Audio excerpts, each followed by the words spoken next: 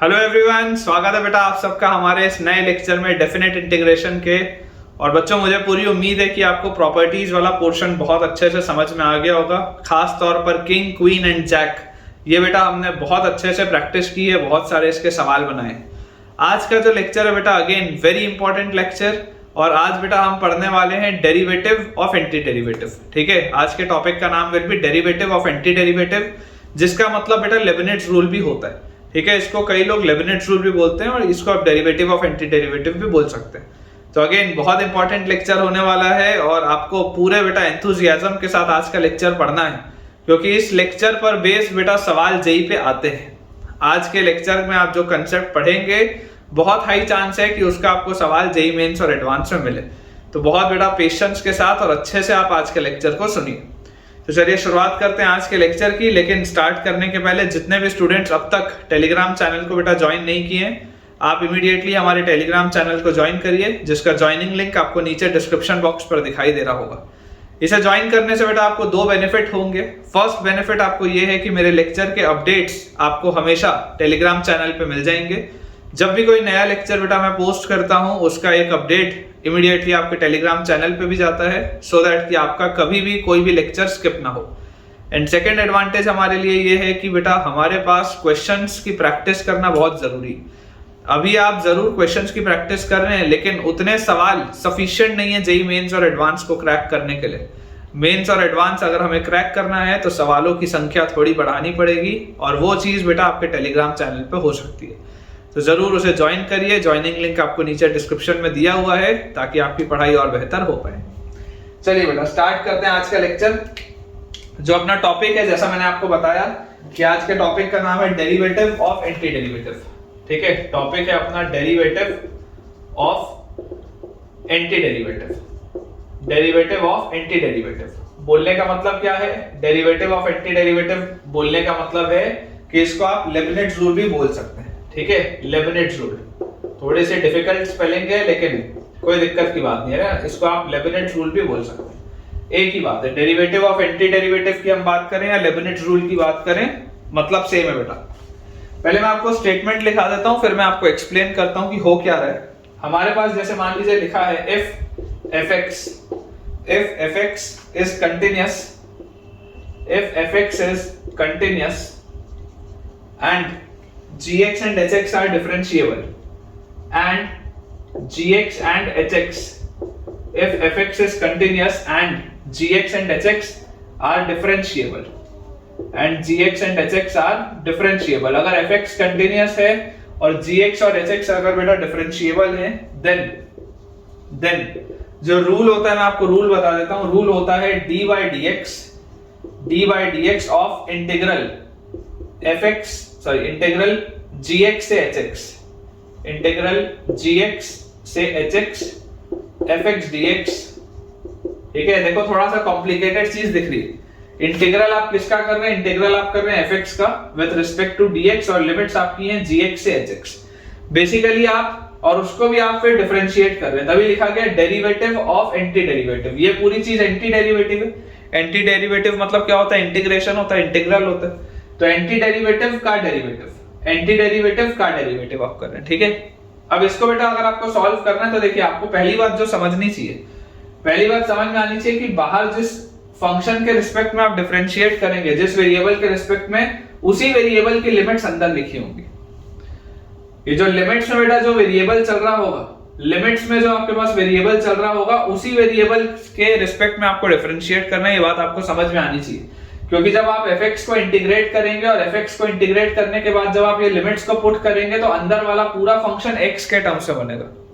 तो क्योंकि अंदर वाला बच्चों पूरा का पूरा फंक्शन x के टर्म्स में बनेगा, इसलिए आप बाहर डिफरेंशिएट भी x के रिस्पेक्ट में करेंगे। इस पॉइंट का ध्यान रखिएगा, इस पर सवाल बनते हैं। जो इसका रूल होता है बेटा, अभी मैं डिराइव तो आपके लिए करूंगा ही, लेकिन सबसे पहले मैं आपको इसका रूल समझा देता हूं। इसका रूल होता है, सबसे पहले आप x की जगह hx डालो, तो आपके पास आएगा f of hx। ठीक है ना, आपने x की जगह hx डाला तो f of hx into hx का डेरिवेटिव h dash x, ये चीज आ गई अपने पास। ठीक है, और इसके बाद माइनस, अब आप f की जगह gx डालिए, f की जगह gx, और g का derivative is g dash x। ये इसका बच्चों रिजल्ट होता है। ये इसका रिजल्ट होता है। रिजल्ट कहां से आया, कैसे आया, मैं आपको समझाता हूं। जो इंपॉर्टेंट है वो ये है कि अगर आपने इंटीग्रल बेटा रखा है fx dx, लिमिट्स आपने डाली है gx से hx, तो लिखने का जो बेटा डायरेक्टली तरीका होगा, लिखने का डायरेक्टली तरीका ये होगा कि सबसे पहले मैं x की जगह hx डालूंगा, तो मेरे पास आ जाएगा f hx इनटू उसका derivative is h dash x minus बेटा उसके बाद मैं gx डालूंगा x की जगह, तो f gx और g का derivative is g dash x। ये बच्चों अपने पास पूरी चीज आएगी।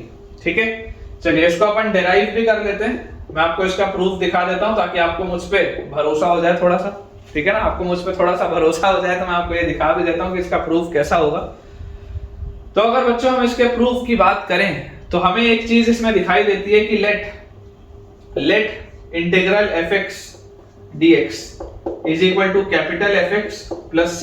मान लेते हैं ऐसा कि जब हम स्मॉल fx को इंटीग्रेट करते हैं तो स्मॉल fx इंटीग्रेट होने के बाद कैपिटल fx बनाता है, मान लेते हैं।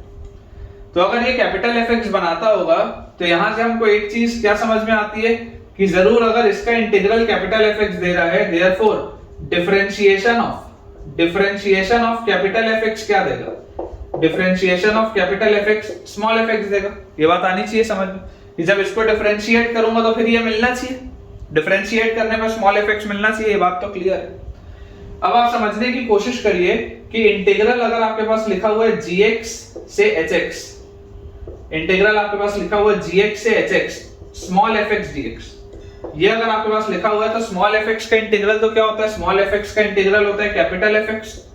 आपने अभी माना है स्मॉल fx का इंटीग्रल होता है कैपिटल fx, और इसकी लिमिट्स क्या है, इसकी लिमिट्स है हमारे पास gx से लेकर hx तक, इसके लिमिट्स है हमारे पास gx से लेकर hx तक। तो यहां से आपके पास क्या आ जाएगा, capital f into hx minus capital f into gx, ये आएगा आपके पास। देखिए यहाँ पे कैपिटल f मैंने लिखा है, यहाँ पर मैंने स्मॉल f लिखा हुआ है। अभी आपको समझ में आएगा कैसे, ये चीज तो आती है समझ में कि इतना अगर सिर्फ लिखूंगा तो ये चीज आएगी।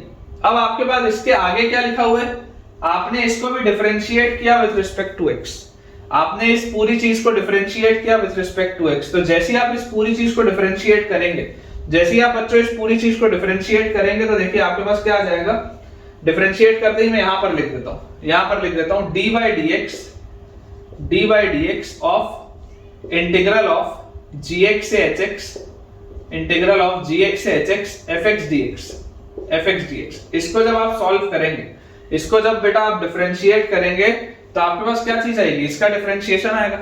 अब देखो ये एक कंपोजिट फंक्शन है, इसका डिफरेंशिएशन क्या होगा, f dash capital F dash into hx, और उसके बाद hx का differentiation is h dash x minus, फिर इसको डिफरेंशिएट करेंगे तो capital F dash into gx, और gx का differentiation is g dash x। ये चीज आ जाएगी अपने पास। और अभी थोड़ी देर पहले बेटा मैंने आपको बताया था f dash capital F dash क्या होता है, ये जो लिखा हुआ है dy dx of capital fx, this is capital F dash x ना, dy dx of capital fx मतलब क्या है, कैपिटल F dash x। तो कैपिटल F dash x किसके बराबर है, स्मॉल fx के। तो यहां से इसको आप क्या लिख सकते हैं, small f hx into h dash x minus small f gx into g dash x। ठीक है, ये चीज अपने पास आएगी, small f into hx, small f of hx into h dash x, जो यहां पर मैंने लिखा था, minus small f into gx into g dash x। ये बच्चों अपना रिजल्ट होता है। ये रिजल्ट हमको याद रखना बहुत ज्यादा जरूरी है, और आपको जो एक चीज समझ में आनी चाहिए वो सिर्फ और सिर्फ ये है, चाहे आप यहाँ पर बेटा नोट डाल के भी लिख सकते हैं, नोट बेटा आप डाल के भी लिख सकते हैं कि डिफरेंशिएट आप उस वेरिएबल के रिस्पेक्ट में करेंगे जिस वेरिएबल की लिमिट्स अंदर लगी हुई है। ठीक है, आप हिंदी में चाहो तो लिख सकते हो यहाँ पे कि डिफरेंशिएशन हिंदी में लिख लो, डिफरेंशिएशन उस वेरिएबल के रिस्पेक्ट में होगा, उस वेरिएबल के रिस्पेक्ट में होगा, डिफरेंशिएशन उस वेरिएबल के रिस्पेक्ट में होगा जिस वेरिएबल की लिमिट्स अंदर लगी हैं, जिस वेरिएबल की लिमिट्स अंदर लिखी हैं, जिस वेरिएबल की लिमिट्स अंदर लिखी हैं, जिस वेरिएबल की लिमिट्स अंदर लगी है, अंदर है। ठीक है, क्योंकि समझने वाली बात क्या है कि यार अगर आपने लिमिट्स x के टर्म्स में डाली हैं तो फाइनल अंदर फंक्शन x के टर्म्स में बन रहा है, तो आप डिफरेंशिएट भी तो x के रिस्पेक्ट में करोगे ना। अच्छा इमेजिन करो, सोच के देखो, अगर अंदर x का फंक्शन होता और मैं आपको बोलता बाहर आप डिफरेंशिएट y के रिस्पेक्ट में करो या d के रिस्पेक्ट में करो, तो उसका आंसर तो हमेशा 0 आ जाता ना। अगर आप y के रिस्पेक्ट में डिफरेंशिएट करते और ऊपर सारी चीज x में होती तो x को तो आप कांस्टेंट लेते, दूसरे वेरिएबल को तो हम कांस्टेंट मानते हैं। अगर मैं x के रिस्पेक्ट में डिफरेंशिएट करूंगा और अंदर x है तब तो कुछ मतलब निकलता है, लेकिन अगर अंदर x है और मैं बाहर y के रिस्पेक्ट में डिफरेंशिएट कर रहा हूं या t के रिस्पेक्ट में डिफरेंशिएट कर रहा हूं तो आंसर तो 0 हो जाएगा, उसका कोई सेंस ही नहीं बनेगा। ठीक है, तो इस बात को बेटा अपने को ध्यान रखना है कि आप बाहर डिफरेंशिएट कौन से रिस्पेक्ट में करते हैं, जो वेरिएबल के लिमिट्स अंदर दिख रही होती है तभी वो सेंस मेक करेगा, अदरवाइज तो 0 आएगा पूरी चीज। ठीक है, चलिए सवाल देखते हैं बेटा, उससे आपको समझ में आएगा। मैं एक आपको पहले नोट पॉइंट भी लिखा देता हूं, फिर सवाल करते हैं। नोट डाल के बेटा अपन एक पॉइंट लिखेंगे, इस पर अक्सर बच्चों से गलतियां हो जाती हैं। नोट डाल के आप एक पॉइंट और लिख लीजिए कि अगर मान लीजिए आपके पास इस तरीके का सवाल आ गया कि इंटीग्रल ऑफ gx, या इसको भी पहले रुको, आपके पास मान लीजिए ऐसा कुछ आ गया कि d by dx of integral of gx से hx, d by dx of integral of gx से hx x multiplied bye ft dt। मान लीजिए आपके पास ये चीज आ गई, कुछ ऐसा मान लीजिए आपके पास सवाल आ गया, तो आपको इसमें देखो समझ में क्या आ रहा है कि आप अंदर इंटीग्रेट किसके रिस्पेक्ट में कर रहे हैं, आप इंटीग्रेट कर रहे हैं t के रिस्पेक्ट में। आपका जो इंटीग्रेशन हो रहा है वो किसके रिस्पेक्ट में हो रहा है, t के रिस्पेक्ट में। तो अगर मैं t के रिस्पेक्ट में इंटीग्रेट करूंगा तो यार फाइनली यहां पर तो अंदर यहां पर ये क्या लिखा, x लिखा है, तो जब आप t के रिस्पेक्ट में इंटीग्रेट करोगे तो x तो क्या करेगा, कांस्टेंट की तरह बिहेव करेगा।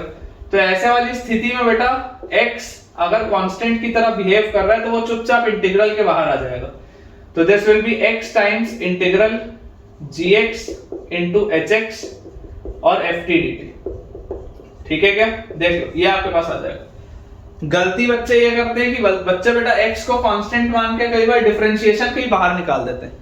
भाई साहब डिफरेंशिएशन के बाहर मत निकालना, डिफरेंशिएशन के बाहर नहीं निकलेगा बेटा, वो सिर्फ इसके बाहर निकलेगा, सिर्फ और सिर्फ इस इंटीग्रल के बाहर। और अब आप क्या करेंगे, अब आप इस पूरे फंक्शन को और इस पूरे फंक्शन को, ये जो दो फंक्शन अलग अलग लिखे हुए हैं, अब आप इसमें लगाएंगे प्रोडक्ट रूल, कि जब भी आपको बेटा दो अलग अलग फंक्शंस को डिफरेंशिएट करना होता है तो आप क्या लगाते हैं, प्रोडक्ट रूल लगाते हैं। First derivative of this function, इस पूरे को कांस्टेंट, प्लस डेरिवेटिव ऑफ ये वाला फंक्शन और इस पूरे को कांस्टेंट, ऐसे ही करते हैं अपन। तो इसको आप अप्रोच करेंगे using product rule.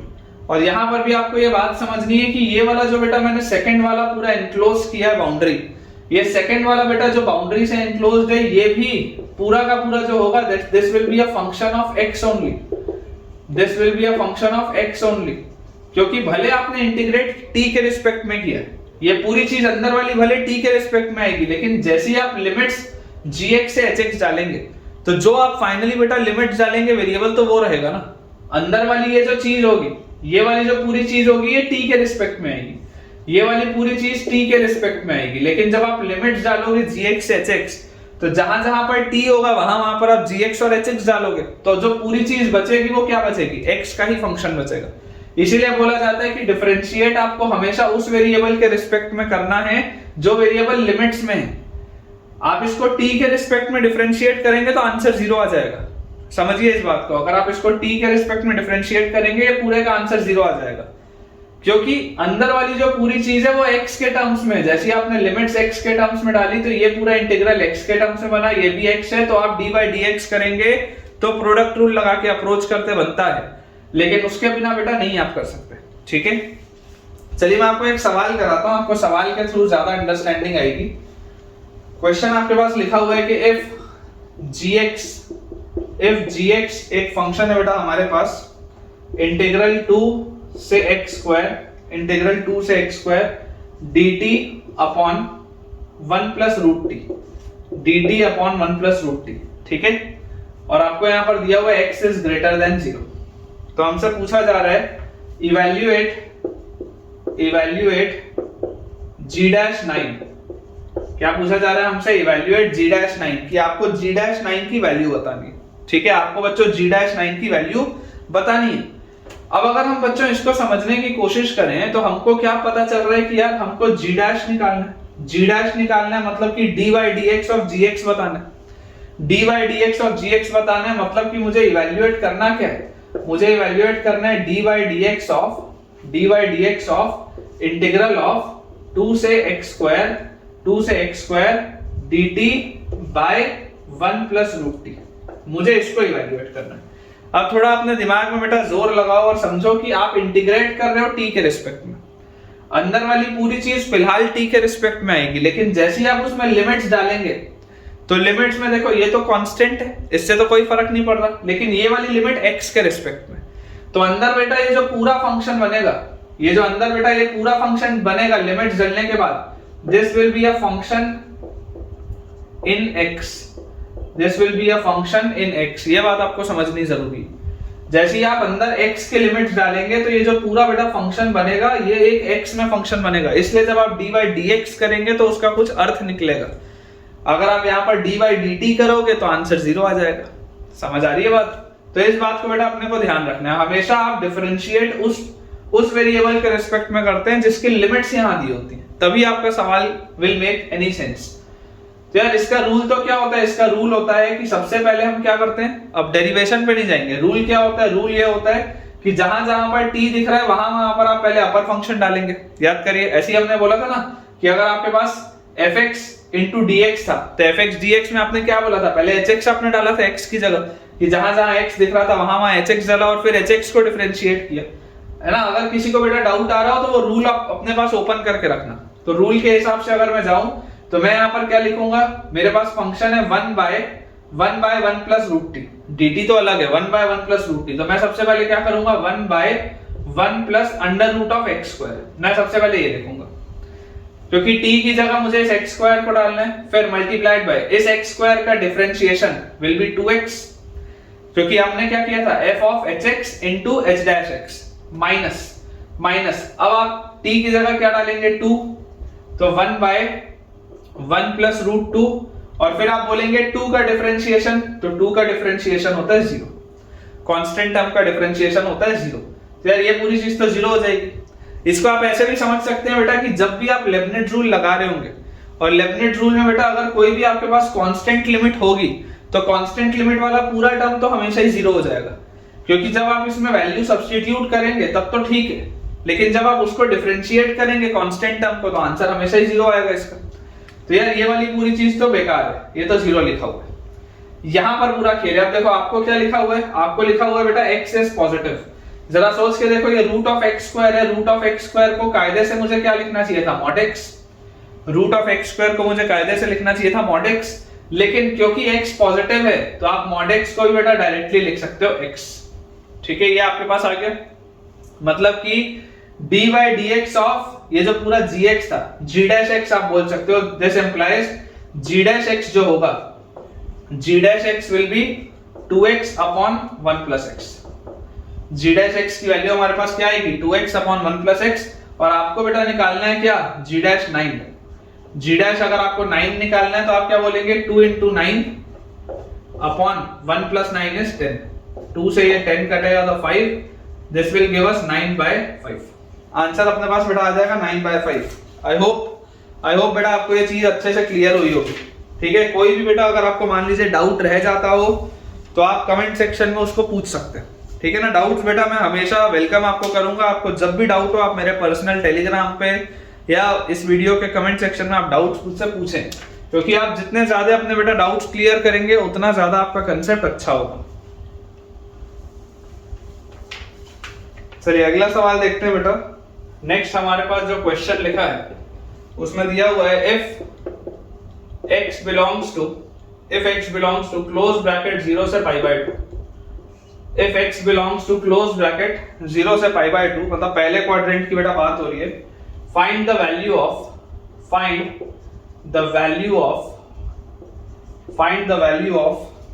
fx is equal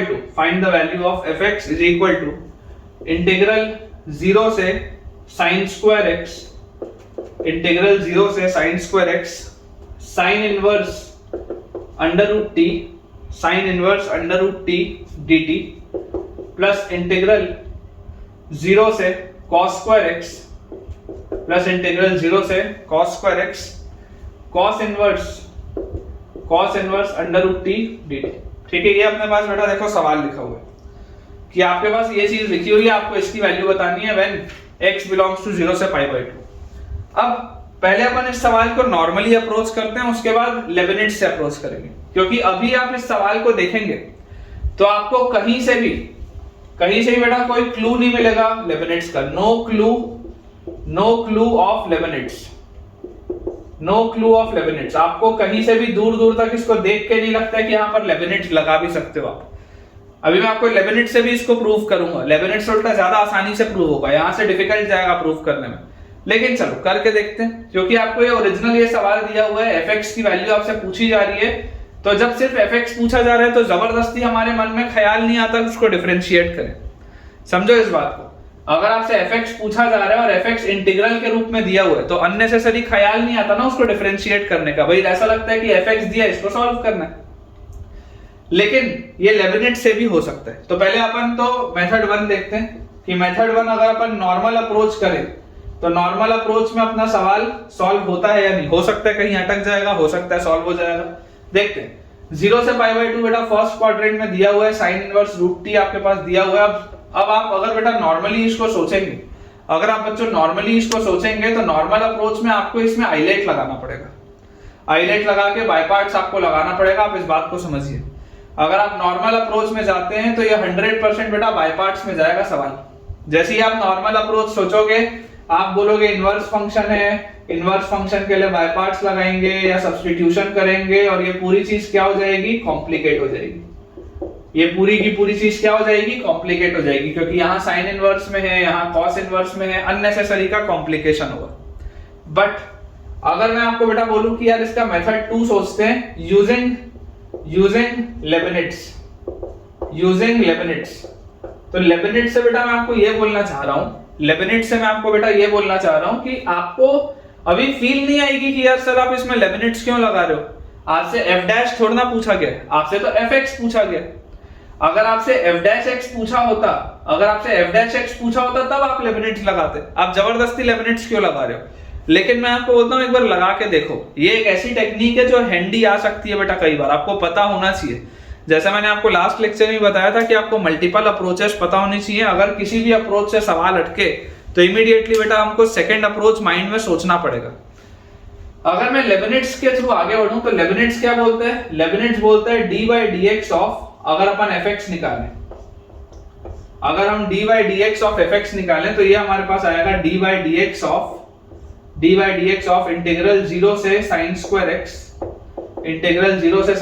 x sine inverse root t dt plus इसमें भी आप ये डी बाई डी एक्स को तो डिस्ट्रीब्यूट कर सकते हैं, तो plus d by d x of integral 0 से cos square x cos inverse root t dt। आप इसको बेटा ऐसे लिख सकते हैं, देख लीजिए आप। अगर मैं D by d x of fx निकालने बोलूं तो D by d x of fx यही मैं लिखूंगा।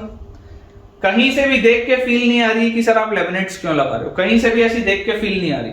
लेकिन इतना कॉम्प्लिकेटेड सवाल डायरेक्टली जाओगे तो फंस जाएगा ना। तो एक बार लेबनिट्ज लगा के देखो कि f डैश आ क्या रहा है, हो सकता है आसान आ जाए। तो आपके पास d by d x of fx होता है f dash x, d by d x of ये जो बेटा पूरा फंक्शन लिखा है, जैसे मैं इसमें लेबनिट्ज रूल लगाऊंगा तो सबसे पहले मैं लिखूंगा sine inverse root of t की जगह sine square x, sine inverse root of t की जगह बेटा साइन स्क्वायर x, ठीक है, और इनटू साइन स्क्वायर x का 2 sin x, इसका डिफरेंशिएशन करना है तो 2 sin x और sin x का cos x, क्योंकि कंपोजिट फंक्शन है sin स्क्वायर x इसलिए। और उसके बाद जैसे ही आप -0 रख के करोगे तो जैसे ही आप 0 रख के करोगे तो बेटा 0 का डिफरेंशिएशन तो 0 ही आता है। मैंने आपको अभी थोड़ी देर पहले सिखाया था कि अगर कभी भी आपके पास एक कांस्टेंट नंबर आएगा लिमिट्स में लेबनिट्ज रूल में तो यार वो तो 0 ही आएगा, क्योंकि जब भी आप उसको डिफरेंशिएट करोगे पूरी चीज 0 आएगी।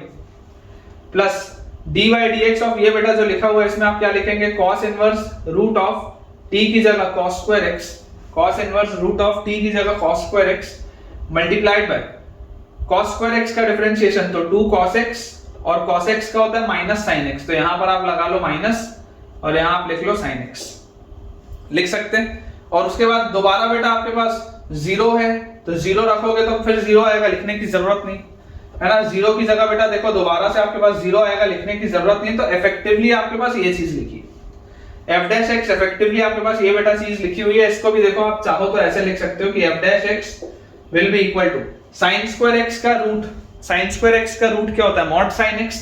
0 से पाई बाई 2 पहला क्वाड्रेंट है, mod sin x क्या होगा, sin x, और sin इनवर्स sin x आ जाएगा x, ठीक है, ये आ जाएगा x into 2 sin x cos x is sin 2x।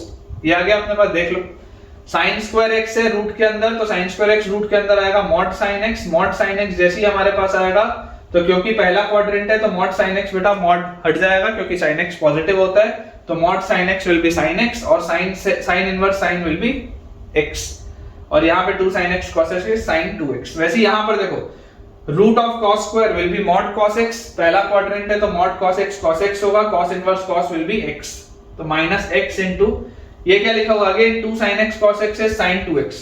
ये फायदा हो गया, ये फायदा हो गया अपने पास, देख लो आप, ये दोनों चीज तो कैंसिल आउट हो गई, मतलब कि f डैश x आपके पास क्या आ रहा है, जीरो। बेटा आपके पास f डैश x की वैल्यू जीरो आ रही है, मतलब पता है आपको इसका, अगर f डैश x जीरो आ रहा है therefore fx must be a constant function. fx function बेटा एक कांस्टेंट फंक्शन होगा, तभी तो f डैश जीरो आ रहा है। सोच के देखो, लॉजिकली आप सोच के देखिए, आपके पास लॉजिकली थोड़ा सा सोच के देखिए, आपके पास बेटा f डैश x की वैल्यू अगर जीरो आ रही है, मतलब fx 100% क्या रहा होगा, कांस्टेंट रहा होगा ना, तभी तो आएगा ये। अब जैसी बेटा ये चीज हमारे पास आ गई, जैसी बेटा ये वाली चीज हमारे पास आ गई, तो मैं आपको बोलता हूं आप ऐसा करो, आप तो बेटा ऐसा करो कि अगर आपको इस कांस्टेंट वैल्यू को निकालना है, इसका मतलब क्या है कि आप x कुछ भी रखो, fx हमेशा ही कांस्टेंट होगा। This implies for any x fx will always be same, will always be same। आपको जो मर्जी आप बेटा वो x रख लो, आपकी जो मन में बेटा वैल्यू आती है वो x रख लो, fx हमेशा सेम होगा। For any x fx will always be same। तो मैं आपको ये सजेस्ट करता हूं कि यार अगर मैं यहां पर मान लो कुछ x की वैल्यू रखूंगा, तब भी तो ये मेरा सवाल फंसेगा ही ना, साइन इनवर्स और कॉस इनवर्स को अलग से सॉल्व करना पड़ेगा। जैसे सोच के देखो, अगर आप x की वैल्यू जीरो रखते हो, तो x की वैल्यू जीरो रखते ही ये वाला पूरा तो इंटीग्रल आपका खत्म हो जाएगा, जीरो से जीरो में खत्म हो जाएगा। लेकिन यहाँ पर जीरो रखोगे तो 0 से 1 में आपको cos इनवर्स को इंटीग्रेट तो करना पड़ेगा ना, मेहनत तो लगेगी, भले बाय पार्ट्स लगा के करोगे लेकिन मेहनत तो लगेगी। उसी तरीके से मान लो अगर तुम x की जगह π/2 रखते हो, तो π/2 रखने पर ये वाला इंटीग्रल जीरो हो जाएगा, क्योंकि cos π/2 जीरो होता है, तो 0 से 0 में जीरो हो जाएगा। लेकिन sin π/2 तो 1 होता है, तो यहाँ पर भी 0 से 1 में फिर साइन इनवर्स को तो इंटीग्रेट करना पड़ेगा, मेहनत लगेगी। तो ज्यादा बेहतर क्या है, ज्यादा बेहतर बेटा हमारे लिए ये चीज होगी कि हम ऐसा कर लें कि यार हम sin स्क्वायर x और cos स्क्वायर x की वैल्यू को, sin स्क्वायर x और cos स्क्वायर x की वैल्यू को हम बेटा सेम रख लें। क्या कब होता है सेम, हाफ पे सेम होता है। sin x की वैल्यू 1/√2 होती है, cos x की वैल्यू 1/√2 होती है, तब sin स्क्वायर x हाफ होता है और cos स्क्वायर x भी क्या होता है, हाफ। तो अगर मैं आपको बोल दूं कि let x is equal to π/4, मैं अगर बच्चों आपको बोल दूं let x is equal to π/4, एक ऐसी चीज रख लूं जिसमें ये दोनों लिमिट सेम हो जाए ताकि फायदा हो। अभी मैंने आपको बताया अगर जीरो रखोगे x को, तो जीरो रखने पर इसमें फायदा है, इसमें नुकसान है, π/2 रखने पर इसमें फायदा है, इसमें नुकसान है। लेकिन अगर मैं π/4 रखूं, अच्छा सवाल है, अगर मैं π/4 रखूं तो sin π/4 1/√2 होता है, 1/√2 का स्क्वायर हाफ होता है, cos π/4 1/√2 होता है, 1/√2 का स्क्वायर हाफ होता है। तो मेरे पास fx क्या आ जाएगा, fx बेटा मेरे पास आ जाएगा इंटीग्रल 0 से लेकर हाफ, ये भी 0 से लेकर हाफ, ये भी दोनों ही 0 से हाफ आएंगे तो अंदर वाली चीज ऐड हो जाएंगी, तो आपके पास आ जाएगा sin inverse √t plus cos inverse √t। ये आ जाएगा आपके पास sin inverse √t plus cos inverse √t dt, ये चीज आ जाएगी आपके पास। और जैसी बेटा ये चीज हमारे पास आई, ऑटोमेटिकली बच्चों देखो आपके पास क्या आ जाएगा, fx will be equal to integral 0 से half sin inverse plus cos inverse तो क्या होता है, π/2 होता है, sin inverse plus cos inverse तो क्या होता है, π/2 होता है। मैं ये करना चाह रहा था, मैं ये आपको सिखाना चाह रहा था कि आपको ये पता हो कि बेटा वैल्यूज चुनते कैसे, फायदा कब होता है अगर आप π/4 के अलावा और कोई भी वैल्यू रखेंगे। क्योंकि देखो आपको x इसी इंटरवल में रखना है, आपको x को बेटा 0 से π/2 के ही बीच में रखना है। आप अपनी मनमर्जी से दूसरे, तीसरे या चौथे क्वाड्रेंट में वैल्यू नहीं रख सकते, आपको फर्स्ट क्वाड्रेंट में 0 से π/2 में ही रखना जरूरी है। तो मैं आपको सिंपल सी बात बोल रहा हूँ कि जब आप π/4 रखोगे तो π/4 रखते बेटा ये दोनों लिमिट सेम हो जाएंगी और फायदा हो जाएगा, π/2 मिल जाएगा अंदर। ठीक है, यही मैं आपको सिखाना है बेटा मुझे। तो fx की वैल्यू आ जाएगी ये पाई बाय 2 बाहर, dx का इंटीग्रेशन x फ्रॉम 0 टू हाफ, तो हाफ माइनस 0 मतलब this will be pi by 4।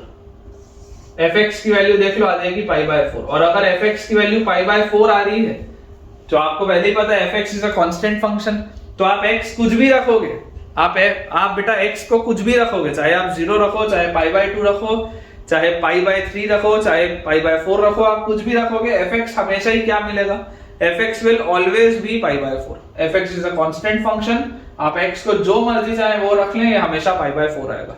हमने x को पाई बाय 4 क्यों रखा, क्योंकि पाई बाय 4 रखने से हमको फायदा हो रहा है। तो बेटा ये है लेबनिट्ज फंक्शन का रूल, समझ पा रहे हैं आप, कि अगर लेबनिट्ज ना दिख रहा हो तब भी आप लेबनिट्ज सोच सकते हैं, क्योंकि जब भी f डैश x की वैल्यू 0 आएगी इसका मतलब fx की वैल्यू कांस्टेंट आएगी। कॉम्प्लिकेटेड अगर आपको फंक्शन दिख रहा है इंटीग्रल का तो आप लेबनिट्ज सोच सकते हैं। पेपर में बेटा जो भी बेटा एग्जामिनर पेपर सेट करता है, आपको ये बात पता होनी चाहिए कि वो अननेसेसरी आपसे कैलकुलेशन नहीं करवा रहा, आपका मेथड वो देख रहा है कि आप क्या क्या सोच सकते हैं। इसलिए सारे टूल्स हैं, ये सारी टेक्निक्स हैं जो आपके दिमाग में होना चाहिए, है ना। जब अपन बेटा किसी वॉर में जाते हैं, सोल्जर जब किसी वॉर में जाता है ना, तो उसके पास बहुत सारा उसका एम्यूनिशन होता है, बहुत सारे वेपन्स होते हैं। जरूरी नहीं है कि वो सारे वेपन एक साथ चलाने लग जाए, लेकिन भाई साहब चलाने आने चाहिए, पता होना चाहिए कि अगर मैं जंग में जा रहा हूं तो मेरे पास हथियार कौन कौन से हैं, तो ये सब तुम्हारे हथियार हैं, तुमको ये सब यूज करना आना चाहिए। जब जहां जरूरत पड़ेगी वहां यूज करेंगे। पहले छोटा हथियार यूज करो प्रॉपर्टी का, लेकिन अगर छोटे हथियार से ना हो तो फिर ये रामबाण तो है ही तुम्हारे पास, चला दो। ठीक है, हो सकता है आंसर निकले। आई होप बेटा आपको ये पॉइंट अच्छे से समझ में आया होगा। कुछ भी डाउट हो पूछो। नेक्स्ट अपने पास बच्चों जो सवाल लिखा है उसमें दिया है इंटीग्रल 1/e से लेकर tan x, इंटीग्रल 1/e से लेकर tan x, और यहां पर दिया हुआ है t/1 + t² dt, t/1 + t² dt plus integral 1/e से लेकर cot x, इंटीग्रल 1/e से लेकर cot x, और यहां हमारे पास लिखा हुआ है 1/t × 1 + t² dt, 1/t × 1 + t² dt, और इसमें हमको दिया हुआ है फॉर x बिलोंगिंग टू 0 से π/2। ठीक है, आपको इसको बेटा सॉल्व करना है, आपको बच्चों इस चीज को सॉल्व करना है। देखिए, अब जैसे ही आपको मैं बोल दूंगा कि यार मुझे इसको सॉल्व करना है, तो आपको एक बात तो समझ में आती है कि पहली बात तो देखो लिमिट्स बेकार है, अच्छी लिमिट्स नहीं है। ये आपके पास एक्सपोनेंशियल लिमिट है 1/e जो कि एक कांस्टेंट वैल्यू है, और वो आपके पास लॉगरिथमिक लिमिट है, तो लिमिट्स तो अच्छी नहीं है, और सवाल भी मेहनत वाला सवाल है। मतलब एक अप्रोच तो हमेशा ये आपके पास हो सकता है कि आप भिड़ जाओ और इसको इंटीग्रेट कर दो, भिड़ जाओ बिल्कुल और इसको इंटीग्रेट कर दो तो आंसर निकल तो आएगा, ऐसा प्रॉब्लम नहीं है कि आंसर नहीं निकलेगा। मेथड 1 तो वही है कि कुछ ना समझ में आए तो पागलों की तरह इंटीग्रेट करो और लिमिट डालो और सॉल्व करो। लेकिन बेटा मैं आपको फिर बोलता हूं कि जब आपके पास इतना कॉम्प्लिकेटेड सवाल आए, इतना बेटा जब आपके पास कॉम्प्लिकेटेड सवाल आए, तो जो आपका सबसे बड़ा हथियार है लेबनिट्ज रूल का, आप एक बार उसको सोचो कि अगर मैं इस पूरे को fx मान लूं और fx मानने के बाद मैं आपको बोलूं कि यूजिंग लेबनिट्ज रूल, fx मानने के बाद बच्चों अगर मैं आपको बोलूं using Leibniz rule, d/dx of fx, d/dx of fx will be d/dx of, अच्छे से लिखो बेटा, सारी चीज अच्छे से लिखो। मैं चाहूं तो डायरेक्टली भी कर सकता हूं, लेकिन उससे नुकसान तुम्हारा है। सारी चीज लिखो ताकि आपको चीजें याद हो। इंटीग्रल 1/e से लेकर tan x, 1/e से लेकर tan x, और आपके पास लिखा हुआ है t/1 + t² dt, और plus d/dx of integral 1/e से लेकर cot x 1/t × 1 + t² dt। ये अपने पास बच्चों चीज लिखी है, आपके पास ये पहले क्वाड्रेंट की बात होगी। तो यार अगर मुझे यहां पर देखो लेबनिट्ज का कोई क्लू नहीं था, नो क्लू भी लिख देता हूं कि इस सवाल में दूर दूर तक कहीं नहीं लग रहा है कि लेबनिट्ज लगेगा, लेकिन लेबनिट्ज लगाने से फायदा क्या है? ओरिजिनल तरीके से भी आप कर सकते हो, लेकिन बहुत कॉम्प्लिकेटेड हो जाएगा। पिछला वाला भी जो सवाल था, आप चाहते तो ओरिजिनल तरीके से कर सकते थे कि आप sin−1 √t को इंटीग्रेट करो, cos−1 √t को इंटीग्रेट करो और सॉल्व करो। सॉल्वेबल है, ऐसा नहीं है सॉल्वेबल नहीं है, लेकिन मेहनत लगेगी जबरदस्ती की। तो यार अपन इसको थोड़ा सा क्या किए, मॉडिफाई कर लिए। तो यहाँ पे अपन ने जैसे लेबनिट्स लगाया तो अपने पास देखो f डैश x का वैल्यू क्या आ गया, f डैश x का बेटा वैल्यू आपके पास आ जाएगा। जैसे ही आप इसको डिफरेंशिएट करेंगे, सबसे पहले आप t की जगह tan x डालेंगे, तो tan x divided by 1 plus tan square. 1 plus tan square क्या होता है, sec square minus tan square 1 होता है, तो 1 plus tan square will B sec square x। ठीक है, 1 plus tan square will B sec square x into अब आप tan x को डिफरेंशिएट करेंगे तो tan x का डिफरेंशिएशन होता है sec स्क्वायर x माइनस। अब देखो मैं माइनस के आगे की कहानी लिखना नहीं चाहता। क्यों नहीं लिखना चाहता, तुमको लगेगा सर क्यों, तो बेटा याद करो ये कांस्टेंट फंक्शन है, लिखने को आप लिख सकते हो लेकिन जबरदस्ती पेन की इंक क्यों खराब करनी। 1/e रखूंगा, 1/e रखने के बाद ये 1/e प्लस 1/e स्क्वायर रखूंगा, लेकिन जैसे ही फिर मैं 1/e को डिफरेंशिएट करूंगा तो 1/e तो कांस्टेंट है ना, कांस्टेंट का तो डिफरेंशिएशन 0 होता है, तो 0 लिख दो। जबरदस्ती क्यों लिखना, 1/e को जैसे डिफरेंशिएट करोगे 0 आएगा, 0 लिख दो डायरेक्टली। प्लस यहां पर देखो क्या लिखा हुआ है, जैसे आप इसको देखेंगे तो 1 upon cot x into 1 plus cot square. अब देखो cosec square minus cot square की वैल्यू 1 होती है, cosec square minus cot square 1 होता है, तो 1 plus cot square will B cosec square x। ये आपके पास आ जाएगा cosec स्क्वायर x, और फिर आपको cot x का डिफरेंशिएशन करना पड़ेगा। तो देखो याद करो, tan का डिफरेंशिएशन sec स्क्वायर होता है, लेकिन cot का डिफरेंशिएशन माइनस cosec स्क्वायर होता है। को वाला फंक्शन है, को वाले फंक्शन में माइनस साइन आता है, तो cot x का differentiation will be minus cosec square x। तो यहां माइनस कर लेते हैं और यहां पर अपन लगा लेते हैं cosec स्क्वायर x एक और, ठीक है। और उसके बाद फिर उसके आगे बेटा जो आएगा 1/e जैसी रखोगे, 1/e रखने पर जब 1/e को डिफरेंशिएट करोगे तो 0 होगा, तो लिखने का कोई भी मतलब नहीं है, ठीक है ना। कांस्टेंट वाली चीज को लिखने का कोई भी मतलब नहीं है, वो तो 0 ही होगा। तो यार यहां से देखो cosec स्क्वायर से cosec स्क्वायर कटा, और sec स्क्वायर से आपके पास sec स्क्वायर भी कट गया, और यहां से आपके पास f डैश x की वैल्यू क्या आ गई, 1/cot x क्या होता है, 1/cot x होता है tan x minus tan x। यार f डैश x तो 0 आ रहा है, f डैश x 0 आ रहा है। जब भी ज्यादा खतरनाक सवाल होता है ना, तो ज्यादा खतरनाक सवाल हमेशा आसान से हो जाता है। f डैश x अगर 0 आ गया, इसका मतलब fx मस्ट बी कांस्टेंट। अगर f डैश x की वैल्यू 0 है, इसका मतलब fx मस्ट बी कांस्टेंट। और अगर बच्चों मैं आपको ये बोल रहा हूं कि fx मस्ट बी कांस्टेंट, तो आपको यहाँ पर जो भी x रखना हो आप वो रख के आगे बढ़ सकते हैं। अगर आपको बेटा यहाँ पर दिखाई दे रहा है कि fx एक कांस्टेंट फंक्शन है, तो fx अगर आप एक कांस्टेंट फंक्शन रखना चाहते हैं, अगेन चलो मैं आपको बोलता हूँ आप लिमिट्स को सेम कर लो। नीचे दोनों में 1/e है, ऊपर आपके पास एक के पास tan x है, एक के पास cot x है। आप बोल दो let x is equal to π/4, क्योंकि अगर fx की वैल्यू कांस्टेंट है तो this implies for every x कौन से इंटरवल में, इन 0 से π/2, फॉर एवरी x इन 0 से π/2 fx will B same, fx हमेशा सेम होगा, चाहे आपको जो भी x रखना हो। 0 से π/2 में आपको जो भी x रखना हो, fx will always be same.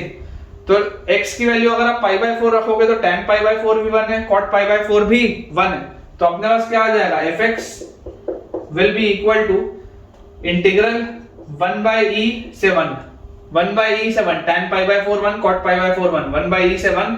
और अंदर आप ध्यान से देखिए, अंदर बेटा जो आपके पास लिखा हुआ है, यहां पर आपके पास t और 1 प्लस t स्क्वायर है। अगर आप इन दोनों को ऐड कर दें तो क्या आ जाएगा, t upon 1 plus t square, t upon 1 plus t square plus 1 upon t into 1 plus t square, t into 1 plus t square. ये आपने लिख लिया, ठीक है, ये आपने लिख लिया विद रिस्पेक्ट टू dt।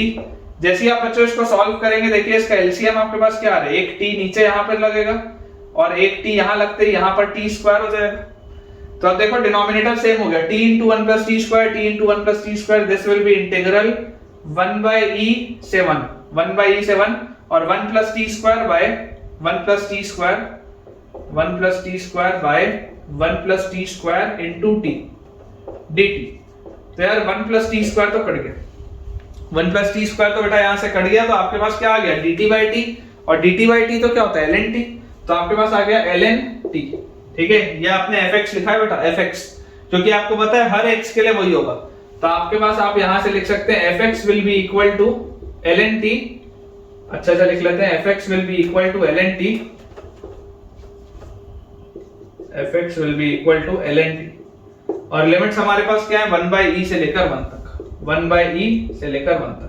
तो ln 1 होता है 0 minus ln 1/e, ln 1/e मतलब आपके पास क्या आ जाएगा e की पावर -1 तो -1 आएगा बेटा इसका आंसर। देख लो fx की वैल्यू 1 आएगी आपके पास, चेक कर लीजिए। फाइनली आपके पास बेटा सब सॉल्व और हो के फाइनल रिजल्ट विल बी 1। बिल्कुल सही, बिल्कुल सही है बेटा। तो अगेन आपने देखा कि लेबनिट्ज अगर ना भी दिख रहा हो तो आप यूज इसको कर सकते हैं। नेक्स्ट अपने पास बेटा सवाल लिखा है, स्टार लगा लेंगे, थोड़ा सा अलग सवाल है कि अगर fx की वैल्यू हमें दी हुई है, fx की वैल्यू हमें दी हुई है बेटा integral e raise to the power 2x से लेकर e raise to the power 3x तक, e raise to the power 2x से लेकर e raise to the power 3x तक, और फिर लिखा हुआ है t upon ln t dt, t upon ln t dt, ठीक है। और ये अपने को दिया हुआ है फॉर x ग्रेटर देन 0, ये हमको बच्चों चीज दी हुई है for x greater than 0। Question है find derivative of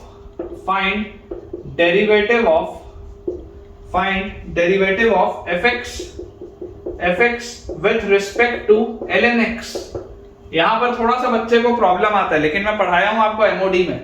find derivative of fx with respect to ln x when x is equal to ln 2, when x is equal to ln 2, ठीक है। ये अपने पास बेटा सवाल है, derivative of fx with respect to ln x, ये सवाल है। अब इस सवाल का मतलब क्या है मैं आपको सबसे पहले ये बता दूं। आपसे पूछा क्या जा रहा है, आपसे पूछा जा रहा है derivative of fx with respect to ln x। आपसे ये पूछा जा रहा है dfx by d ln x। अगर आपको बोला जाता है derivative of fx with respect to x तो क्या आता है dfx by dx आता, तो मतलब वो सिंपल f डैश x होता। लेकिन अब बोला जा रहा है derivative of fx with respect to ln x, तो dfx by d ln x आपसे पूछा जा रहा है। तो dfx by fx मतलब dfx by d ln x को आप कैसे लिख सकते हैं बेटा, मैंने आपको ये बताया कि जब आपके पास पहले ऑर्डर का डिफरेंशिएशन हो तो आप इसको लिख सकते हैं dfx by dx whole divided by d ln x by dx। तो यहां से आपके पास आ जाएगा dfx by dx is f dash x upon d ln x by dx, ln x का डिफरेंशिएशन इज 1 by x, और 1 by x बेटा जैसे ही घूम के ऊपर जाएगा तो ये x हो जाएगा।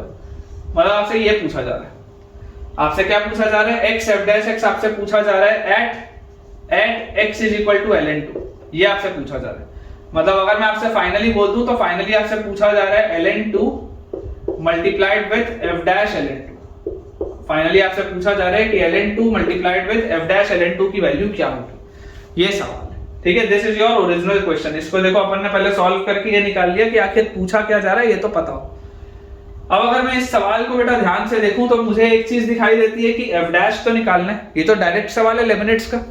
पिछले जो 2 सवाल थे उसमें लेबनिट्ज की फील नहीं आती, लेकिन फिर भी लेबनिट्ज लगता है। लेकिन ये तो दिख रहा है लेबनिट्ज का सवाल है, इंटीग्रल है और इंटीग्रल का डिफरेंशिएशन है, f डैश पूछा है। fx अगर एक आपके पास इंटीग्रल के फॉर्म में दिया हुआ है और आपसे f डैश पूछा जा रहा है मतलब लेबनिट्ज है, तो आप यहां से क्या बोल सकते हैं f डैश x क्या आएगा, f डैश x डायरेक्टली अब लगाते हैं, पूरा रूल दोबारा नहीं लिखते, डायरेक्टली लगाते हैं। सबसे पहले आप जहां जहां पर t है वहां पर e की पावर 3x लिखेंगे, तो e की power 3x upon ln e की पावर 3x, ln e की पावर 3x, ठीक है। और उसके बाद बेटा अब e की पावर 3x का डिफरेंशिएशन, तो e की पावर 3x का डिफरेंशिएशन e की पावर 3x into 3x का 3 कंपोजिट फंक्शन है, ये आ जाएगा। माइनस e की पावर 2x अगर रखेंगे तो e की power 2x divided by ln e की पावर 2x और इनटू अब e की पावर 2x का डिफरेंशिएशन इज e की पावर 2x और 2x का डिफरेंशिएशन इज 2, कंपोजिट फंक्शन। तो यार यहां से बेटा आप एक चीज को मुझे बताइए कि ये आपके पास लिखा क्या है, e की पावर 3x, तो यार ये तो 3x लिखा हुआ है, ln और e तो बैलेंस हो जाएंगे, ये तो सिर्फ 3x लिखा हुआ है। और ऐसे यहां पर देखो ये 2x कूद के बाहर आएगा तो ln e तो 1 होता है, मतलब ये आपके पास सिर्फ 2x लिखा हुआ है।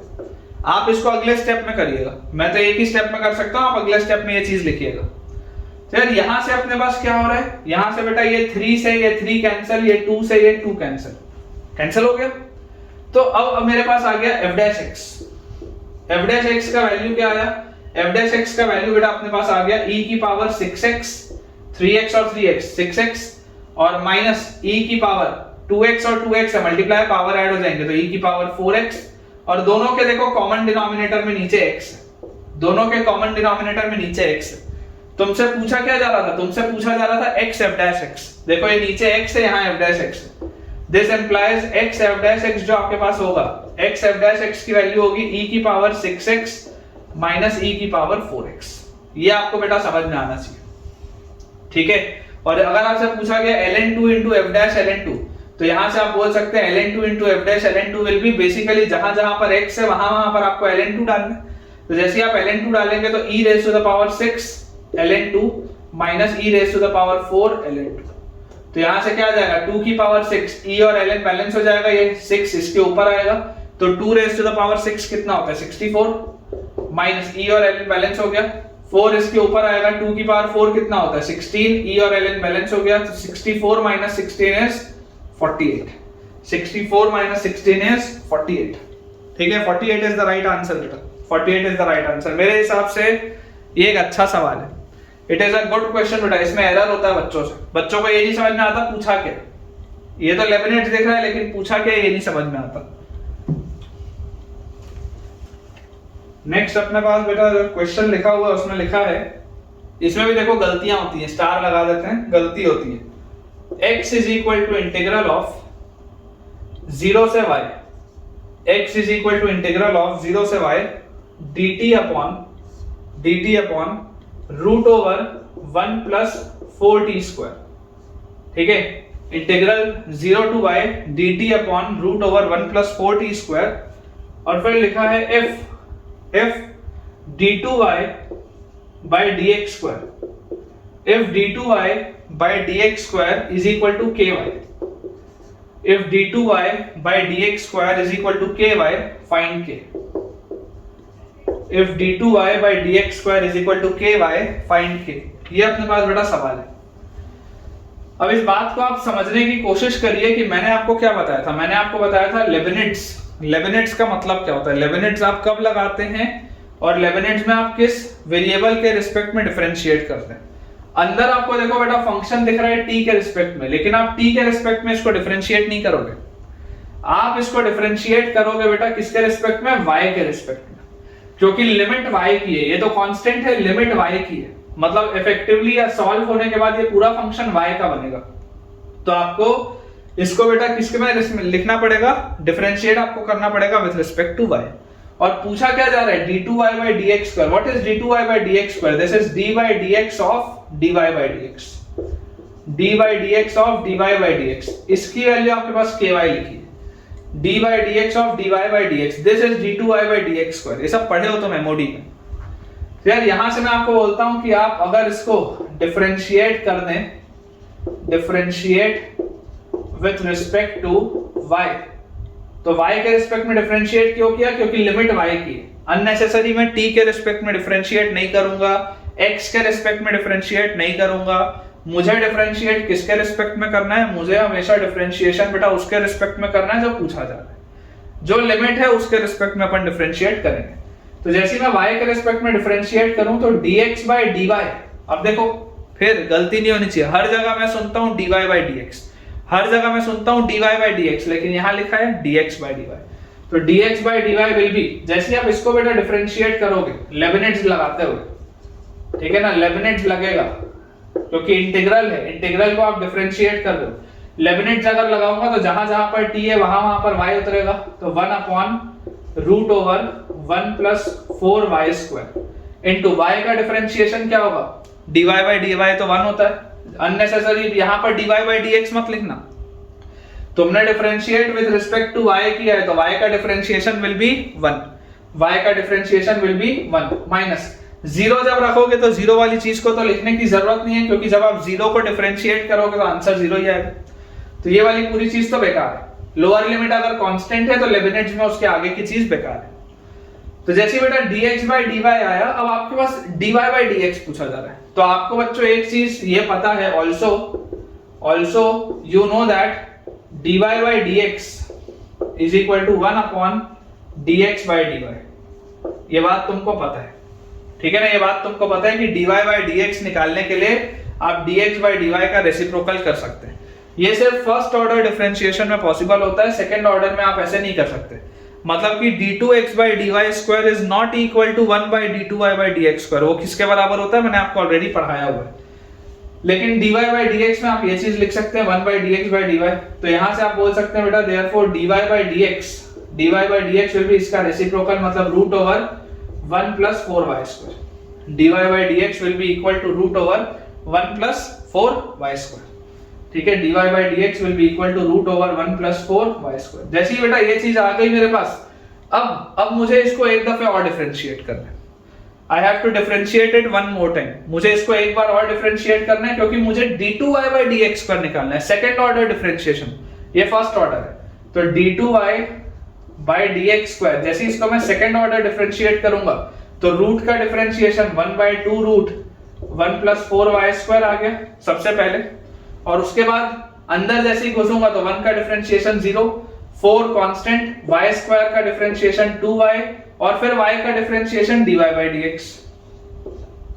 ऐसे लिखेंगे, देख लो आप d2y by dx स्क्वायर अगर आप करोगे, d2y by dx स्क्वायर मतलब इस पूरी चीज को आपको डिफरेंशिएट करना है। रूट का डिफरेंशिएशन होता है 1 by 2 रूट, वही सेम चीज, और अंदर फिर कंपोजिट फंक्शन है जाऊंगा तो 1 का डिफरेंशिएशन 0, 4y स्क्वायर है तो 4 वैसे ही, y स्क्वायर का 2y, और y का differentiation is dy by dx। Composite function है, चेन रूल लगाया मैंने। तो यहां से बेटा आपके पास देखो ये 2 से ये 2 गया तो आपके पास आ गया 4y upon root over 1 plus 4y square into dy by dx। क्या था? dy by dx आपके पास था root over 1 plus 4y square. यार ये तो कट गया, ये तो कट गया, तो यहां से आपके पास क्या आ गया? therefore d2y by dx square, therefore d2y by dx square is equal to कितना बचा? केवल 4y, केवल 4y, और ये किसके बराबर था? ky के। तो अगर कंपेयर करूंगा, ये ky के बराबर था तो k का वैल्यू क्या आएगा बेटा? 4 आएगा क्या? देख लो, योर आंसर विल बी 4। ठीक है क्या? आंसर बेटा अपने पास 4 आ जाएगा बेहद आसानी से, बेहद आसानी से बेटा अपने पास आंसर क्या आ जाएगा? 4। चलिए अगला सवाल देखते हैं। अगला अपने पास सवाल लिखा है, if x is equal to integral 1 से t square, if x is equal to integral 1 से t square z ln z dz, z ln z dz and y is equal to integral t square से 1, y is equal to integral t square से 1 z square ln z dz। ये अपने पास दिया बेटा, x भी दिया हुआ है, y भी दिया हुआ है। ठीक है, आपको बोला जा रहा है find dy by dx, find dy by dx। आसान सा सवाल है। ठीक है, पैरामेट्रिक डिफरेंशिएशन का बहुत आसान सा सवाल है बेटा। पैरामेट्रिक डिफरेंशिएशन देखो, आपसे पूछा जा रहा है dy by dx। समझिएगा बात को, पैरामेट्रिक डिफरेंशिएशन का सवाल है। This is a question of parametric differentiation. सिखाया ये भी मैंने आपको, मेथड्स ऑफ डिफरेंशिएशन में ये भी सिखाया पैरामेट्रिक डिफरेंशिएशन कि dy by dx can always be written as dy by dt upon dx by dt। dy by dx can always be written as dy by dt upon dx by dt। ये आप बेटा लिख सकते हैं। तो अगर हम यहां पर देखें बेटा तो dy by dt क्या होगा? What will be dy by dt? 2 bar Lebanese लगेगा, 2 बार आपके पास लेबनिज लगेगा। देखो dy by dt अगर आप करेंगे तो dy by dt अगर आपको बेटा करना है तो dy by dt के लिए आप क्या बोलेंगे? dy by dt के लिए आप यहां पर बेटा बोलेंगे कि इसको अगर मैं डिफरेंशिएट करूं, देखो इसका लोअर लिमिट t स्क्वायर है, अपर लिमिट 1 है, कांस्टेंट से तो फर्क नहीं पड़ता, लेकिन क्योंकि ये लोअर लिमिट t के टर्म्स में, तो फाइनली ये पूरी चीज सॉल्व होने के बाद एक t का फंक्शन बनेगी, इसलिए आप dy by dt कर रहे हो। समझ पा रहे हो? t का लिमिट है, फाइनली ये सॉल्व होने के बाद पूरा का पूरा एक t का फंक्शन बनेगा, इसलिए आप जब डिफरेंशिएट करेंगे तो आप रिस्पेक्ट टू t करेंगे। तो dy by dt will be, जैसे आप बेटा यहां पर 1 डालेंगे तो आपके पास आएगा 1 स्क्वायर ln 1 होता 0, और फिर 1 का डिफरेंशिएशन भी 0, तो यहां तो 0 लिख दो सबसे पहले, और माइनस अब आप क्या करेंगे? t स्क्वायर रखेंगे। तो जैसे आप यहां पर बेटा t स्क्वायर रखेंगे तो देखिए आपके पास क्या आ जाएगा? z स्क्वायर है, तो सबसे पहले आएगा t की पावर 4, फिर ln t स्क्वायर, ये आएगा आपके पास। z की जगह टी स्क्वायर रखोगे तो t की पावर 4, फिर ln t स्क्वायर, और फिर t स्क्वायर का differentiation will B 2t।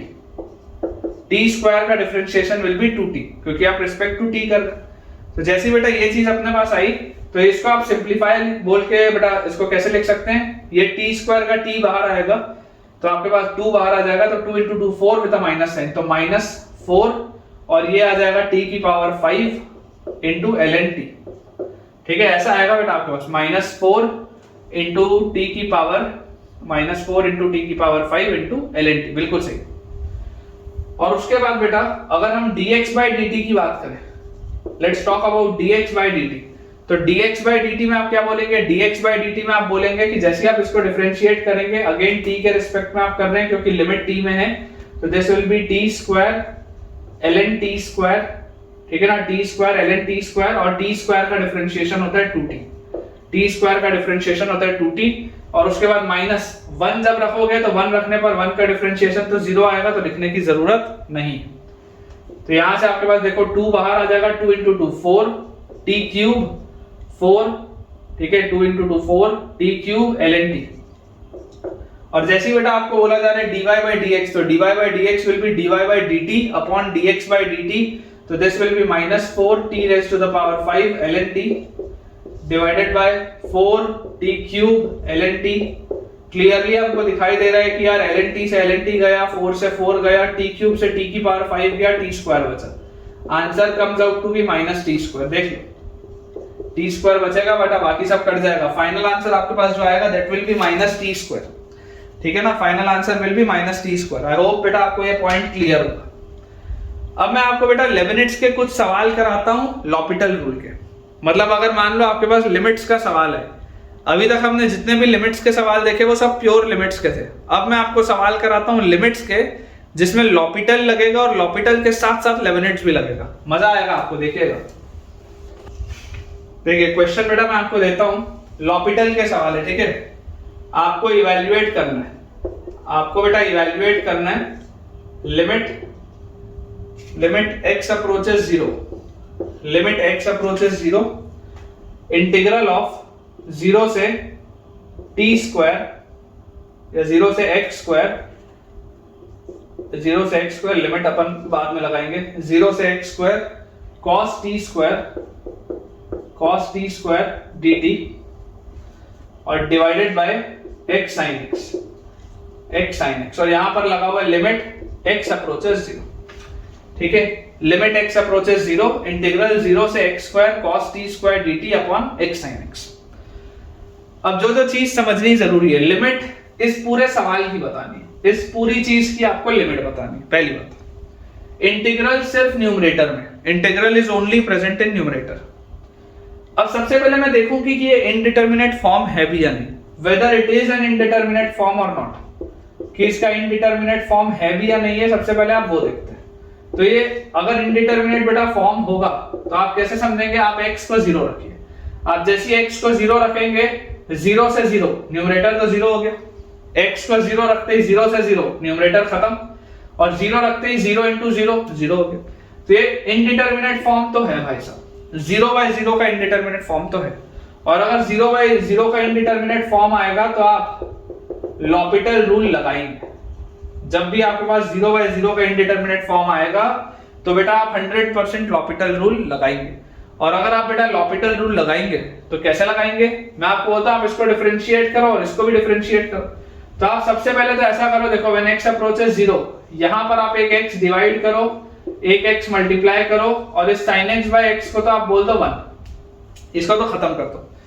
x से डिवाइड किया, x से मल्टीप्लाई किया, sin x by x को 1 बोल के निकाल दो बाहर, ठीक है। अब लॉपिटल रूल अगर बेटा मैं बात करूं तो इसको आपको डिफरेंशिएट करना पड़ेगा, तो आप differentiate with respect to what करेंगे, x, क्योंकि लिमिट आपकी x में, अगर ये लिमिट x में है तो जब आप x में डालेंगे तो फाइनल फंक्शन x के टर्म्स में बनेगा, तो you will be differentiating it with respect to x। तो जैसे आप इसको डिफरेंशिएट करेंगे, न्यूमरेटर आपके पास क्या बनेगा, देखो आगे आपके पास लिखा हुआ है लिमिट x अप्रोचेस 0, न्यूमरेटर आपके पास बनेगा cos, और t की जगह x स्क्वायर रखेंगे तो cos x की पावर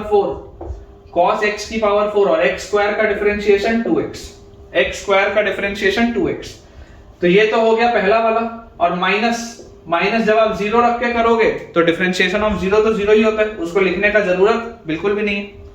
और इसके बाद डिनोमिनेटर बेटा अगर मैं ध्यान से देखूं डिनोमिनेटर, तो डिनोमिनेटर में मेरे पास लिखा हुआ है एक्स स्क्वायर। एक्स स्क्वायर का डिफरेंशिएशन क्या होता है? विद रिस्पेक्ट टू एक्स अगर आप एक्स स्क्वायर को डिफरेंशिएट करेंगे तो आपके पास आएगा 2x। यहां पर आप देख लीजिए, आपने इसको डिफरेंशिएट किया तो डिफरेंशिएट आपने जैसे ही किया न्यूमरेटर के डिफरेंशिएशन में लेबनिट्ज लगाए, न्यूमरेटर के डिफरेंशिएशन में लेबनिट्ज लगाए।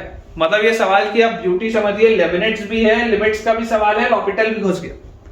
लेबनिट्ज भी है, लिमिट्स का भी सवाल है और लॉपिटल भी घुस गया। ऐसे सवाल बेटा एक मतलब खास टॉपिक होता है जेईई मेंस का, जिसमें कि टॉपिक्स की मिक्सिंग होती है, ठीक है ना। ऐसे सवाल बनते हैं क्योंकि इससे बच्चे के कंसेप्ट चेक होते हैं कि आपको मल्टीपल चैप्टर्स के मल्टीपल टॉपिक्स के कंसेप्ट आते हैं। तो यहाँ पे आपने लेबनिट्ज लगा के ये लिख लिया और नीचे वाले एक्स स्क्वायर को आपने डिफरेंशिएट करके लिख लिया 2x। ये 2x है, ये 2x तो खत्म। और जैसे ही 2x से 2x गया आपका इंडिटरमिनेट फॉर्म हट चुका है। आप x की जगह 0 डाल दीजिए, cos 0 1 होता है, आंसर इज 1। चेक कर लो बेटा, आपका आंसर तुरंत 1 आ जाएगा।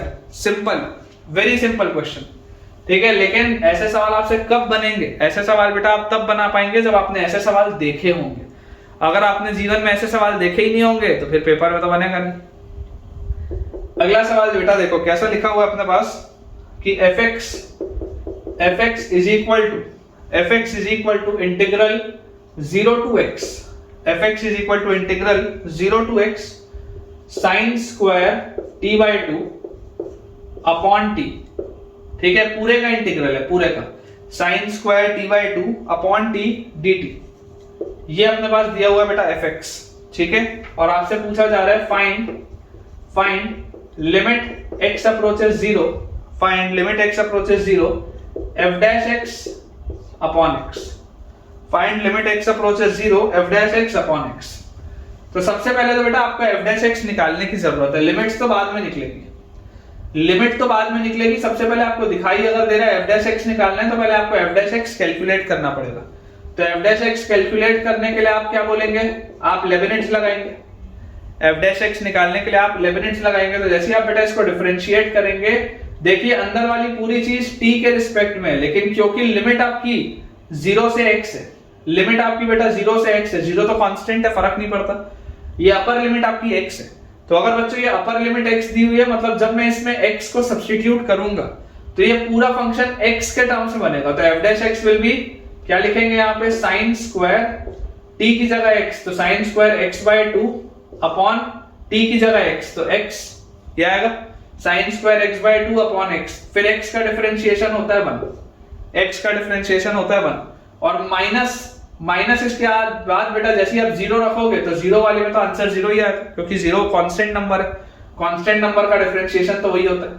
तो f dash x आपके पास ये आ गया। अब आपके पास लिखा है limit x approaches 0 f dash x by x, limit x approaches 0 f dash x by x। तो this will be क्या आ जाएगा, limit x approaches 0, limit x approaches 0 f dash x by x, मतलब कि आपके पास लिखा है बेटा sin square x by 2 upon x, पहले से था एक x और आ गया तो अपॉन x स्क्वायर, ये आपके पास लिखा है sin square x by 2 upon x square. मैं आपको बेटा बोलता हूं कि आप नीचे 4 डिवाइड कर दो और एक 4 मल्टीप्लाई भी कर दो। ये करने से फायदा क्या होगा, इसको आप लिख सकते हैं बेटा यहां से लिमिट x अप्रोचेस 0, 1/4 बाहर रखो, ये आपके पास लिखा हुआ है sin x by 2 का whole square, sin square x by 2 is sin x by 2 का होल स्क्वायर, और नीचे ये जो x स्क्वायर by 4 लिखा है ये x स्क्वायर by 4 भी क्या है, x by 2 का होल स्क्वायर। तो जरा देख लो sin theta by theta, sin theta by theta का होल स्क्वायर हो गया ना, ये पूरी चीज क्या हो गई, sin थीटा by थीटा का होल स्क्वायर। और sin थीटा by थीटा का होल स्क्वायर तो किसकी तरफ जाता है, ये तो 1 की तरफ जाता है, ये तो बेटा 1 की तरफ जाता है। और यहां पर देखो बेटा, यहां पर मैंने क्या अप्लाई किया, यहां पर मैंने अप्लाई किया लेबनिट्ज, ठीक है। लॉपिटल तो लगाएंगे ही, लॉपिटल तो लगाएंगे ही, हालांकि इसमें लॉपिटल की जरूरत नहीं पड़ी है, डायरेक्टली ट्रिग्नोमेट्रिकल आपके बेटा इनइक्वालिटी जो ट्रिग्नोमेट्रिकल लिमिट्स होती है उससे निकल जाएगा। तो लेबनिट्ज बेटा जैसे हमने लगाया, लॉपिटल की इसमें जरूरत नहीं पड़ी, सिंपल ट्रिग्नोमेट्रिकल लिमिट से ये सवाल सॉल्व हो गया। और आप देख सकते हैं इसका आंसर आपको 1/4 आता हुआ दिख रहा है, इसका आंसर बेटा आपको 1/4 आता हुआ दिख रहा है एकदम आराम से, ठीक है। Answer is 1/4 which is completely accurate, अच्छे सवाल हैं, पसंद आ रहे हो ये सवाल तो मुझे कमेंट से बताइएगा।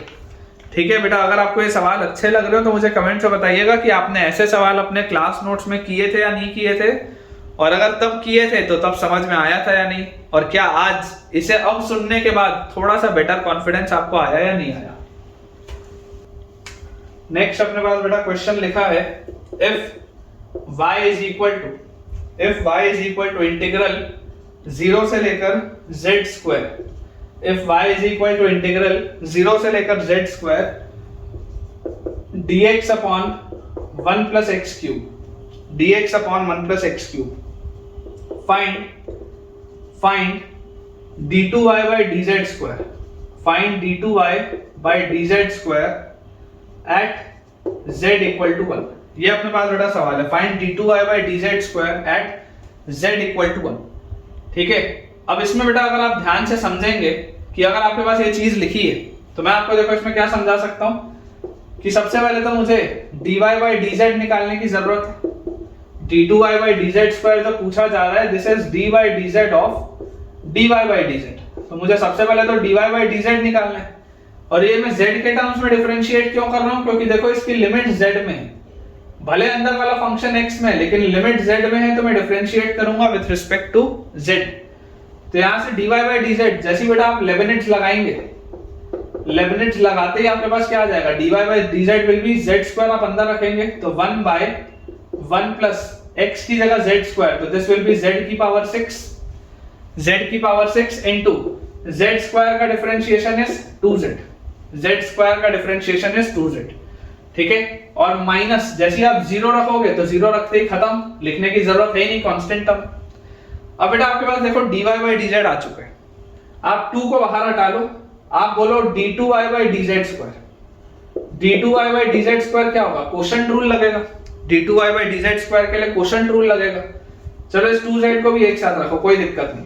तो d2y बाई dz स्क्वायर के लिए बेटा अगर मैं क्वोशंट रूल लगाऊं तो मेरे पास आएगा 1 प्लस z की पावर 6 का whole square into 1 plus z की पावर 6, इसका डिफरेंशिएशन 2 आएगा, 2z का डिफरेंशिएशन 2 आएगा, minus 2z constant, minus 2z constant, इसका डिफरेंशिएशन, तो 1 का डिफरेंशिएशन तो खत्म, z की पावर 6 का 6, z की पावर 5, करेक्ट है क्या।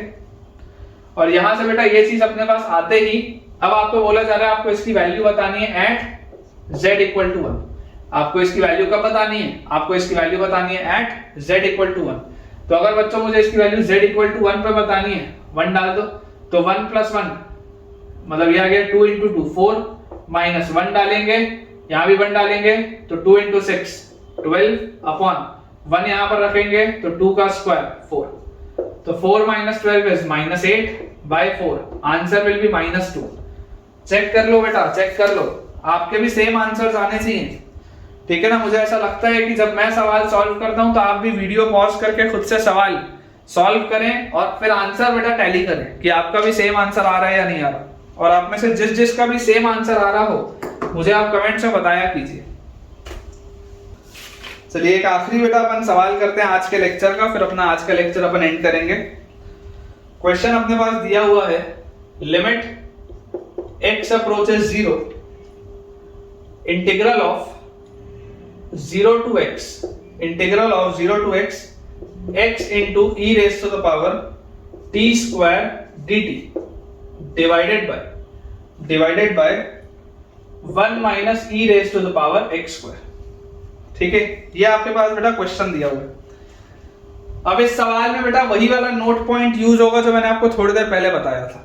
क्या मैंने आपको बताया था, मैंने आपको ये चीज कही थी कि हमारे पास अगर इंटीग्रेशन t के रिस्पेक्ट में हो रहा हो और अगर आपको अंदर एक x का वेरिएबल दिख रहा हो तो आप इस x को एज अ कांस्टेंट ट्रीट करते हुए इंटीग्रेशन से बाहर निकाल देंगे, क्योंकि आपको इंटीग्रेट करना है विद रिस्पेक्ट टू t, तो उसके लिए x वाला function will be a constant. तो इसको आप कैसे लिख सकते हैं, this will be limit x approaches 0, x बाहर, integral 0 to x e raise to the power t square dt upon 1 minus e raise to the power x square. ये चीज आ गई अपने पास। ठीक है, अब बेटा जैसे ये चीज अपने पास आई, आपको एक प्रोफाइल याद होनी चाहिए। क्या प्रोफाइल है, e की पावर t क्या होता था, याद करो, e की पावर t का एक्सपेंशन आपके पास होता था 1 plus t by 1 factorial plus t square by 2 factorial plus t cube by 3 factorial and so on. ऐसा होता था। रिवाइज किया करो। अगर ये सब याद ना हो तो आपको रिवाइज करना पड़ेगा बेटा। एक शॉर्ट नोट्स की आप कॉपी बना के रखें, एक मतलब 50 या 100 पेज की एक फॉर्मूला नोटबुक बना के रखें और उस फॉर्मूला नोटबुक में जितनी मैं आपको काम की चीजें बोला हूं अब तक उसे लिखिए, ताकि आप सिर्फ उसे रिवाइज करें और आपका पूरा चैप्टर अच्छे से हो जाए। तो यहां से बेटा आपको दिखाई देता है कि e की पावर t minus 1 by t, e की पावर t minus 1 by t will be 1 plus t by 2 plus t square by 6 and so on. ये आएगा आपके पास। और जैसे ही बेटा हम बोल देंगे लिमिट t अप्रोचेस 0, तो ये देखो कौन सी प्रोफाइल आ गई, t अप्रोचेस 0 में दिस इज 0 बाय 0 का प्रोफाइल, और t अप्रोचेस 0 में ये सारे टर्म्स खत्म, तो इसका आंसर आता है 1। ये वाली प्रोफाइल से आंसर 1 आता था। ये मैं आपको सिखाना चाह रहा हूं कि e की पावर t माइनस 1 बाय टी का आंसर क्या आता था 1। e की पावर t माइनस 1 बाय टी का आंसर आता था 1। ये याद होना चाहिए when t अप्रोचेस 0। तो यार यहां पर क्या मैं इसको ऐसा लिख सकता हूं क्या कि यहां पर इसको मैं अगर बेटा माइनस कॉमन ले लूं और माइनस कॉमन लेके मैं लिख लूं e की पावर x स्क्वायर माइनस 1, ऐसा लिख सकते हैं, कोई दिक्कत की बात नहीं।